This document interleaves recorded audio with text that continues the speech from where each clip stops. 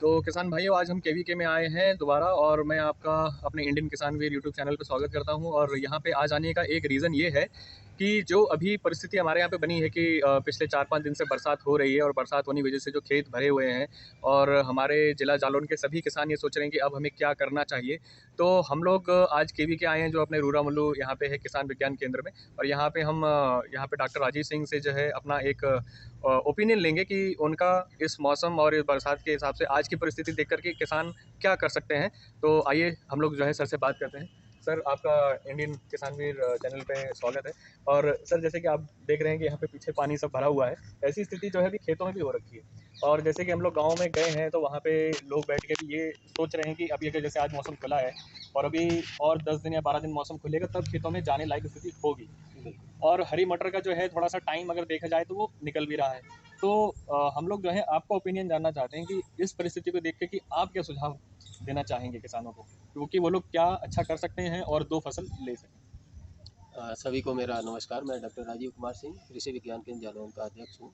और जैसा इस आपने समय कहा, जो बारिश है ये अप्रत्याशित है। हाँ, अप्रचलित। ऐसा पिछले कई सालों से मैं यहाँ खेती से जुड़ा हुआ हूँ, हुँ। बट अक्टूबर में इतनी बारिश मैंने कभी नहीं देखी। हाँ, आप हाँ, मेरे पीछे मेरे केवीके पे भी देख पा हाँ, रहे पानी होंगे भरा हुआ कि है। यहाँ खेतों में अभी पानी भरा हुआ है। आवाज़ नहीं आ रही ऐसे क्या? ही हमारा ये जो 55 एकड़ का फार्म है, अच्छा, लगभग सारे खेत हमारे पानी से भरे हुए हैं। अच्छा, अच्छा। और ऐसी स्थिति ये पहली बार मैंने देखी अक्टूबर में इतनी बारिश। हुँ, हुँ।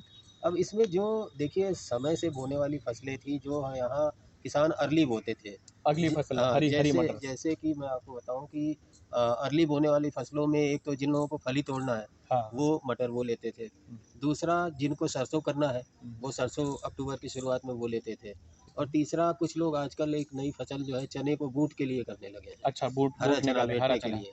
तो बीज में वो बनाकर। भी अर्ली बुआई करते हैं। तो अच्छा, ये तीनों फसलें हमारी बहुत बुरी तरीके से प्रभावित। प्रभावित हो गई हैं। हाँ, क्योंकि इनकी बुआई अब लेट करने से किसान को कोई लाभ नहीं है। नहीं मिलने वाला है। ठीक। जब ना उसको फली का रेट मिलेगा उतना अच्छा, हाँ, हाँ। बूट भी लेट में आएगा तो उसका भी रेट अच्छा नहीं मिलेगा।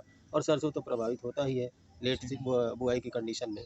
तो ये एक अल्टरनेट अब देने की आवश्यकता है हाँ, कि काफ़ी। हमारे किसान भाई ऐसी स्थिति में क्या करें। हुँ। यहाँ पे एक चीज़ ये और महत्वपूर्ण हो जाती है कि गत वर्षों में ये देखा गया है कि अक्टूबर में बुआई के समय टेम्परेचर बहुत ज़्यादा रहता है। हाँ, अभी का देखा जाए जैसे तापमान। आज की ही स्थिति आप देखो, हाँ, तो इस समय धूप बहुत तेज़ है। हाँ, धूप बहुत और तेज़ है। ये अगर कंटिन्यू हुआ तो टेम्परेचर अगर 30 के आसपास पहुंच गया हाँ। या 30 के ऊपर पहुंच गया, हुँ। तो वो भी हमारी फसलों के जमाव के लिए या उनकी बढ़वार के लिए अच्छा नहीं नुकसानदायक। माना जाता। अच्छा, पैदावार में रबी की हुँ, सीजन में 22-24 डिग्री सेंटीग्रेड जब टेम्परेचर हो, हुँ। वही समय उचित माना जाता है फसलों की बुआई के लिए। अच्छा, तो किसान भाई को ये भी देखना होगा कि कि मौसम की हमारा ठंडक कितनी। टेम्परेचर कितना है। हाँ, हाँ। दूसरा, इस समय पूरे जनपद में बारिश बहुत ज़्यादा हुई है, कुछ बहुत। ब्लॉकों में ज़्यादा है, कुछ में कम है। हुँ, जैसे हमारा कदौरा है, हुँ, डकोर है, डकोर है, कोंच है, पहुँचे, इनमें पानी नदी है। गाँव है, इनमें बारिश ज़्यादा हुई है। हाँ, पानी भरा हुआ है। माधोगढ़ में कल बहुत परसों बारिश हो गई परसों है, तो बारिश वहाँ हुई। भी सारे खेत इस समय भरे हुए भरे हैं। हुए हैं, हाँ। तो ये मान लो आप कि 10 दिन 15 दिन, चूँकि यहाँ भारी मिट्टी है, हाँ, हाँ। तो 10 दिन 15 दिन तो ओट ही नहीं आनी है, हुँ, हुँ, बुआई हुँ। की कोई स्थिति ही बुवाई नहीं। की स्थिति नहीं है। यानी बुआई की स्थिति अक्टूबर के लास्ट में ही आ पाएगी। हाँ,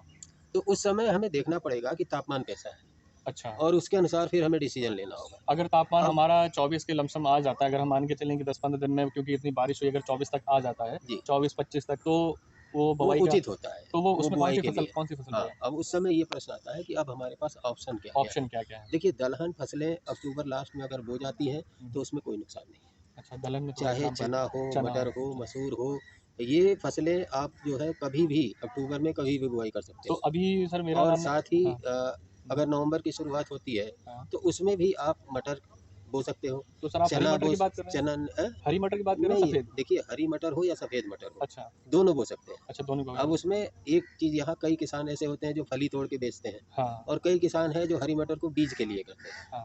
तो बीज के लिए आप कभी भी बो सकते हैं। अच्छा, बीज के लिए हमारे पास समय है। हाँ, बीज के लिए आप कभी भी अक्टूबर में, नवंबर की शुरुआत में भी आप बो सकते हैं, उसमें कहीं कुछ दुष्प्रभाव नहीं आना कोई है। दिक्कत नहीं है उसमें। अच्छा, दूसरा ये भी डिपेंड करेगा कि अगर मान लीजिए हरी मटर को बीज के लिए किसान ने बोया हाँ, हाँ। और जब फली टूटने का समय आया तो उस समय रेट अच्छा चल रहा है मंडी में, हाँ, तो हाँ। इसमें आधे से ज़्यादा किसान तो फली तोड़ के बेच देते हैं। हाँ, हाँ, ये ठीक तो है ना? तो वो डिपेंड करेगा उस समय उस कि उस समय समय डिपेंड मंडी करता का है। रेट क्या चल रहा मंडी है। का रेट। लेकिन बुआई आप कर सकते हो। अच्छा, आप इस समय जो है मसूर, मटर, चना और गेहूँ तो है ही, अपना गेहूँ तो लास्ट अच्छा, तक के लिए है। गेहूँ तो लास्ट में है। जौ जौ की बुआई भी आप कर सकते हैं।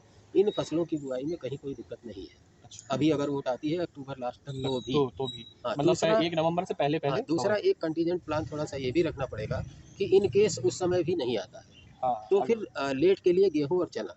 गेहूँ, चना 2 फसल हो सकती है। चना और गेहूँ ये दोनों आपकी लेट में भी चल जाती हैं, इसमें कहीं कोई समस्या नहीं आएगी। तो सर मेरा क्वेश्चन ये था, मेरा प्रश्न ये है कि जैसे अगर कोई 1 नवंबर तक हम ये मान के चलते हैं कि मौसम ने हमारा साथ नहीं दिया और नवंबर हम 5 नवंबर तक पहुंच गए बुवाई का टाइम, क्योंकि एनवायरनमेंट क्लाइमेट के, तो क्या पहले चना बोएंगे फिर चना उखड़ के फिर गेहूँ डल जाएगा मैंने कि आपको क्या साथ में? कहा हाँ। कि अभी 5 नवंबर तक तो किसी भी फसल में कोई दिक्कत है ही नहीं। अच्छा, अच्छा, अच्छा। अगर हम 15 नवंबर के बाद जाते हैं, तब के लिए मैंने आपको बोला कि उस अच्छा, समय हमें फिर चना और गेहूँ और गेहूँ चने पे ध्यान देना होगा। ध्यान देना होगा। दूसरा एक डिपेंड और करता है कि इस समय बहुत सारी ऐसी प्रजातियाँ निकल गई हैं जो कम दिन में तैयार हो रही हैं। हाँ, हाँ, हाँ। आप चने में देखो 90 से 105 दिन की प्रजाति आ गई है। अच्छा, जेजी 14 है, जेजी 36 है। ठीक है। ये सारी प्रजातियाँ 105 से 110 दिन में तैयार हो जाती तैयार हैं। हो जाती, कटने लायक। ऐसे ही मटर में आप IPFD 12-2 ले लो। ठीक है। ये प्रजाति ज़्यादा से ज़्यादा 120 दिन में तैयार हो जाती है।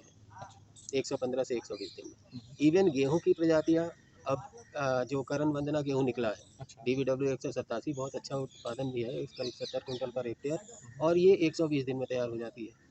तो हमें अब ट्रेडिशनल जो प्रजातियाँ हमारी पुरानी प्रजातियाँ हैं, उन बीजों को छोड़ के इनको अब बदलते जलवायु के अनुसार कम अवधि की प्रजातियों को भी वरीयता देनी पड़ेगी, हम्म, जिससे हमें जो इधर समय कम मिला कम है, मिला है तो उसको कवर अप 10 वहाँ दिन पे 15 दिन का वो समय हमारा उस वैरायटी के चयन से भी कवर हो कवर हो जाएगा। सकता है। और जो टर्मिनल हीट यानी कि मार्च में जो गर्मी बढ़ती गर्मी है बढ़ती है, हाँ। अचानक यहाँ पे, हाँ, तो हाँ। उससे भी बचत होगी। हाँ, हमारी फसल उस गर्मी से पहले पक के तैयार हो पक्के जाएगी। में। तो वो किसान अपनी फसल को बड़े आराम से इस अवधि में 4 महीने का जो हमें समय मिल रहा है, इसमें वो अपनी फसल को लेके निकल लेके सकता निकल है। सकता है। दूसरा एक और बात है कि अब ऐसी कंडीशन में हमारे किसान भाई जो फली करते थे, फली के बाद गेहूँ कर लेते गेहूँ थे। कर लेते थे, हाँ। तो अब वो चीज़ तो अब हो नहीं पा रहा है। अच्छा, अच्छा। हाँ, नहीं हो पाएगा। इन केस अगर मान लीजिए हम फली तोड़ना चाहें और उसके बाद गेहूँ लगाना चाहें तो जनवरी आ जाएगा। हाँ, जनवरी और में करेंगे। जनवरी में फिर गेहूँ लगाने पे बहुत अच्छा रिस्पांस हमें नहीं मिलता है। सर ये साठिया करके कोई वैरायटी है गेहूँ की? ऐसी ऐसी कोई प्रजाति नहीं है। अच्छा। मैक्सिमम जो कम दिन की प्रजाति है वो हलना है। वो कितने हलना दिन? और उन्नत हलना ये आपकी 90 से 100 दिन की प्रजाति है। 90 से 100 दिन हाँ, में तैयार होती इससे कम की कोई भी प्रजाति अभी तक है? मेरे नहीं, संज्ञान में नहीं है। नहीं। अच्छा, अच्छा। ठीक है। ठीक है, ये किसान जो बोलते हैं साठा बोलते हाँ, हैं, ये 60 हो बोलते हैं, गया। वो बोलते हैं। ऐसे ही चने में भी आजकल बोल रहे हैं हाँ, कि 55 दिन की प्रजाति है। उसमें। हालाँकि 55 दिन वो उनका वो होता है जब वो हरे बूट को तोड़ के बेच देते हैं। अच्छा, अच्छा, लेकिन अच्छा। अब वो बोलने लगे उसको कि वो बोलने लगे प्रजाति हैं ही उसके। 55 दिन की है। तो ऐसा कोई संज्ञान में हमारे नहीं है कि कोई 60 दिन की, 65 दिन की प्रजाति गेहूँ में है। ठीक है। ठीक है? दूसरा, अब जो ऑप्शन की बात है हमारे पास कि 2 फसलों का क्या ऑप्शन है। हाँ। तो हमारी जो ये रबी की फसल होगी, चना है, मटर है, मसूर है, हुँ, इनके बाद हुँ। हम अब प्रेफ़रेंस दें गर्मी वाली मूँग को। अच्छा, इसके बाद हम आप मूँग। हाँ, आपने देखा होगा विगत 2 वर्षों से कि यहाँ पे मूँग का बहुत एरिया बढ़ा है। हाँ, मूँग का एरिया बढ़। स्पेशली हमारे वो किसान जिनके पास सिंचाई का साधन है हाँ, और फेंसिंग है, फेंसिंग। चूँकि गर्मी में जानवरों की समस्या आती है। जानवर की बहुत समस्या आ तो जाती है। जिनके पास फेंसिंग है, ऐसे किसानों ने पिछले 2 वर्षों से मूँग का एरिया बहुत बढ़ा है। हुँ, और इवन जिसके पास भी सिंचाई और फेंसिंग है, वो कोई भी किसान ऐसा नहीं है कि जो मूँग ना बो रहा हो या उर्द ना कर रहा हो। हमने अपने सीड हब योजना में पिछले 2 सालों में उर्द और मूँग का जायद में बीज उत्पादन कराया है, उसको किसानों से वापस भी लिया है। तो ये बहुत अच्छा रिस्पॉन्स है उर्द मूँग के लिए और पैदावार भी अच्छी हो रही है।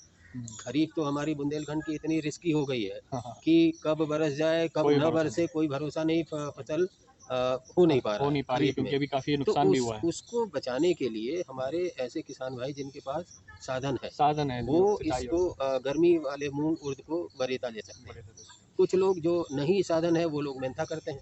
हाँ, जिनके पास सिंचाई है, फेंसिंग नहीं है, वो लोग मेहनता कर लेते हैं। इवन कुछ पॉकेट्स हमारे ऐसे हैं जहाँ प्याज बहुत बड़ी मात्रा में हाँ, होता जो है। भेड़ हमारा ये जैसे क्षेत्र भेड़ है भेड़। हमारा, भेड़ के बगल में जो अगल-बगल के गाँव हैं, हुँ, ये एक प्याज का बहुत अच्छा बेल्ट है। और ये लोग जनवरी में ही प्याज लगाते हैं। ये मटर या मसूर काटने के बाद हुँ। फिर ये जनवरी में वहाँ पे प्याज लगाते प्याज़ हैं। लगाते हैं। एक और ऑप्शन है कि हम सब्जी फसलों पे जा सकते हैं। हुँ।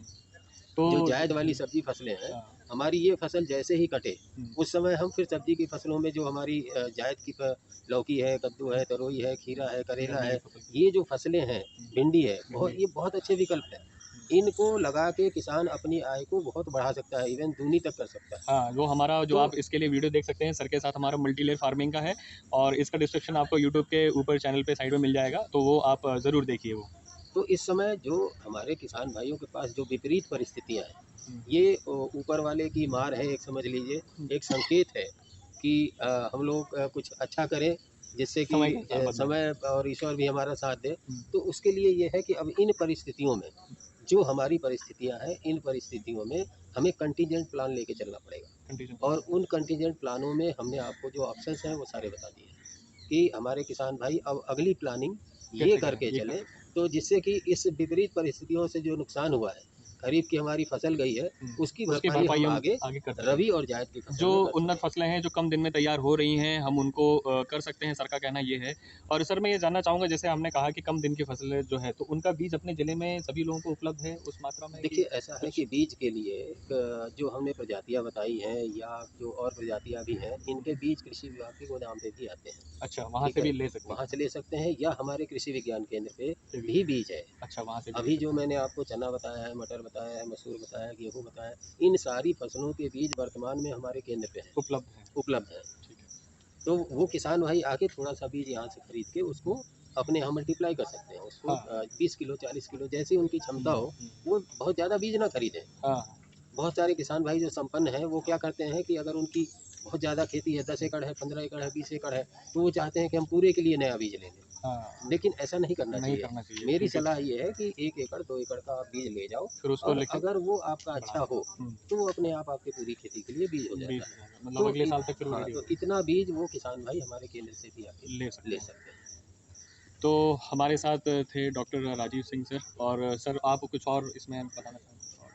अभी फ़िलहाल वर्तमान के जो लिए परिस्थिति, जो जो अभी की परिस्थिति, जो हाँ, हमारे हाँ। हमारी जो वातावरण में जो ज़्यादा पानी और आज धूप भी बहुत तेज़ है, तो इसको लेकर के सर ने जो है अपना एक सुझाव दिया है। तो किसान हमारे इस वीडियो को देख सकते हैं, और अगर वो कुछ और इसके बारे में नई जानकारियाँ ज़्यादा कुछ जानना चाहते हैं, तो वो केवी के आ हाँ, सकते हैं सर। बिल्कुल, हमारे केवी के कृषि सर कृषि आइए। विज्ञान केंद्र पे कभी भी आएँ, कि सारे किसान भाइयों का स्वागत है। हाँ। अगर दूर-दराज के किसान भाई हैं, नहीं आ पा रहे हैं, तो मेरा मोबाइल नंबर है हुँ, 94 15 15 32 40, ठीक है सर। तो वो हम लोग अपने हम लोग 94153240। ठीक है सर। इस फ़ोन नंबर पे किसान कभी भी फ़ोन करके अपनी खेती से संबंधित जानकारी हमसे जानकारी ले ले सकते सकते हैं। हैं, और हमारे जो है भविष्य में चल के कि हम लोग सुविधाएँ देने की कोशिश करेंगे, और यहाँ पे केवीके में आके आप अपनी जानकारी लीजिए, सुझाव लीजिए। बाकी और समय को देख कर के जब आपके पास सुझाव रहता है, तो आपका एक निर्णय लेने की आपकी क्षमता और बढ़ जाती है।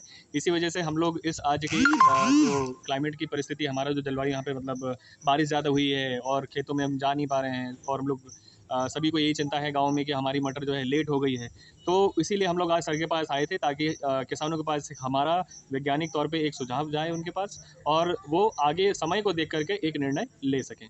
तो सर आपका बहुत-बहुत धन्यवाद सर, हमारे चैनल पे आने के लिए, और एक बहुत अच्छी जानकारी जो हमारे किसानों को इस किसान मतलब जो अभी की हालात देखकर मिल सकती है, जानकारी देने के लिए धन्यवाद सर। अभी आगे आप लोगों का भी बहुत-बहुत धन्यवाद। धन्यवाद।